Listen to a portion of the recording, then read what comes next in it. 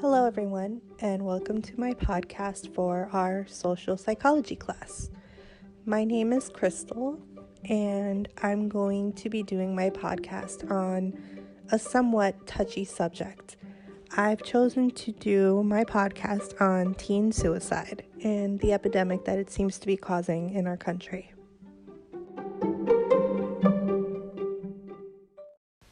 So I have decided to break down my podcast into a few key points. I want to kind of talk about the suicide hotline, some statistics, mental disorders, some reasons as to why a teen may consider suicide an option, as well as what the teen mindset is like during this time, as well as their feelings. But most importantly, I also want to talk about, besides just the suicide hotline number, what other help is available to people who have suicidal thoughts or tendencies, as well as teens specifically who have suicidal thoughts.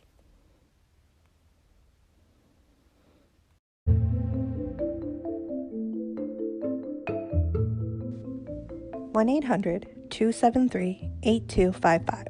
Does this number sound familiar to anyone? This is the number to the U.S. suicide hotline.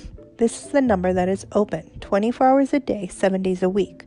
This hotline is an olive branch for all those who are in need of help in moments of feeling suicidal.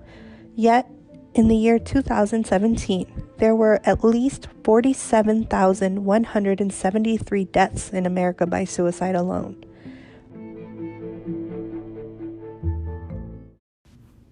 When I first heard the number 47,173 deaths by suicide, I was shocked.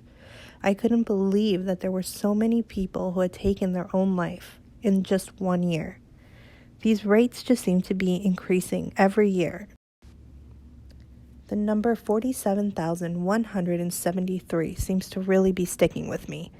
That number is so high. The fact that there were more suicides in the year 2017 than there were homicides shocked me. I always wondered, why would a person want to end their own life? I'm sure each individual who is considering suicide has multiple reasons and a list as to why suicide would be the best option for them. I just can't help but feel that a young person suffering from suicidal thoughts is also suffering from a mental disorder. While the number of teen suicides is rising each year, that doesn't mean that there isn't anything that we can't do to help those in need. The number of suicides can go down and offer a better future for those who have suicidal thoughts and tendencies. In our Intro to Psychology class, we've learned that there are a lot of mental disorders that can cause someone to do things that they probably wouldn't normally do. A major disorder that comes to my mind when I think about suicide is depression. Most people who suffer from this disorder have intense feelings of sadness and loneliness. As a teenager, I feel like we go through so many new emotions and changes. Our bodies change, our mental and emotional states change, we become more mature, and we begin to feel all sorts of new responsibilities that we didn't feel just a few years ago. And I feel like it can become really easy for a teen to fall into a dark place if they feel like they don't have help or guidance. Teens tend to go through times of self-awareness as well as self-consciousness. Self-awareness refers to the extent to which we are currently fixing our attention on our own self-concept. When our self-concept becomes highly accessible because of our concerns about being observed and potentially judged by others, we experience the publicly induced self-awareness known as self-consciousness. During these times in a teen's life, they begin to feel and notice more differences between themselves and the people around them. Many teens are surrounded by other teens as well as other people on a daily basis, and they feel the scrutiny, whether it be good or bad.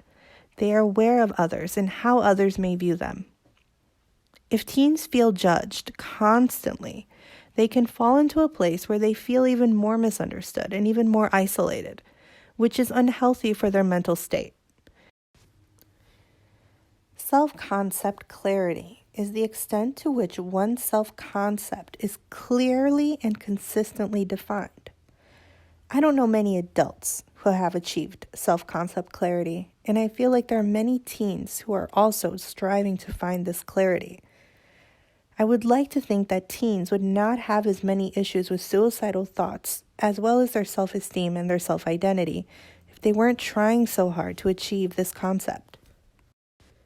Many teens feel stuck in a place between childhood and adulthood.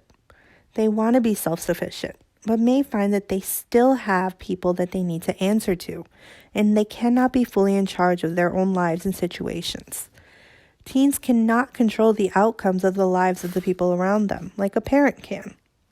Many teens struggle with this in between because they are expected to act similar to an adult, but they do not have the same freedoms as an adult.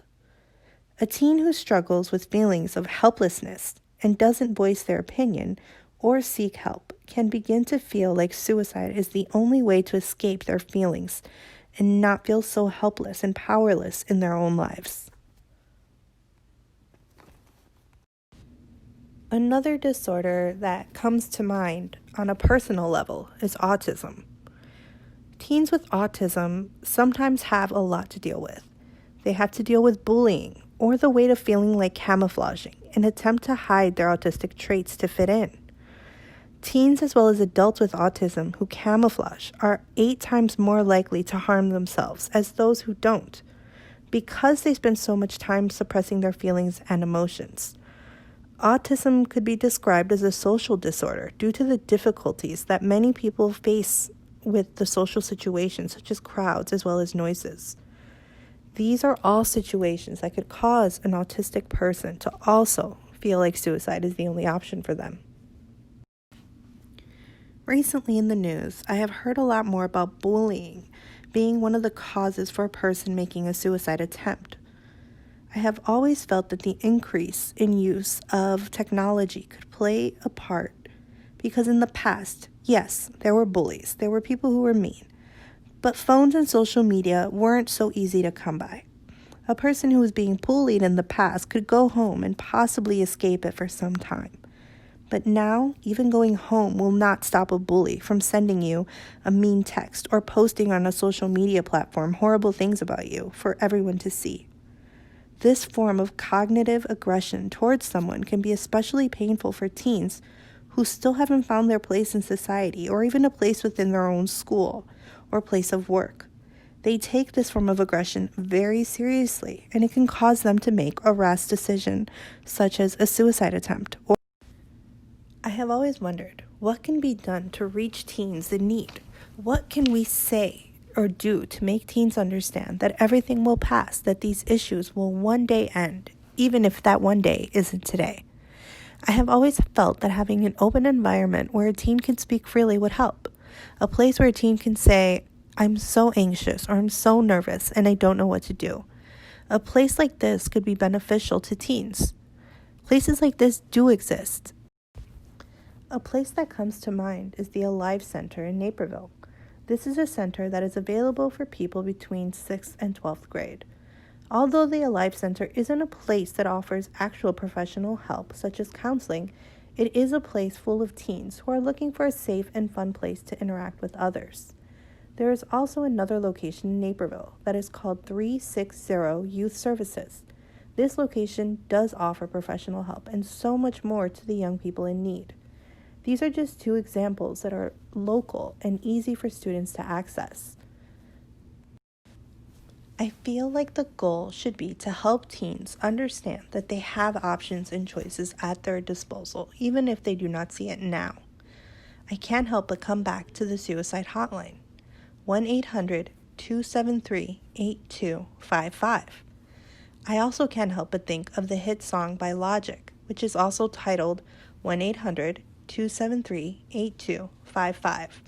That song came and swept the nation by storm. It was a song that was both powerful and impactful.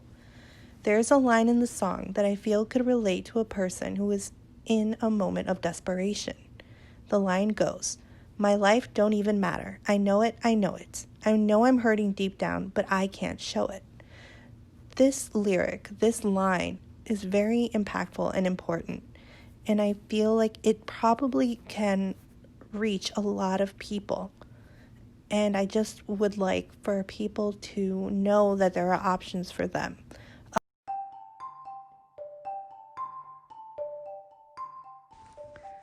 I feel like if we could truly stress all the options available, as well as stress the need for understanding that teens have, that we could truly lower the statistics of those 47,173 deaths by suicide that occur each year. We may not be able to stop suicide completely, but hopefully we could lower those numbers, even if just by a little. Thanks for listening to my podcast. I hope you learned something. Thanks.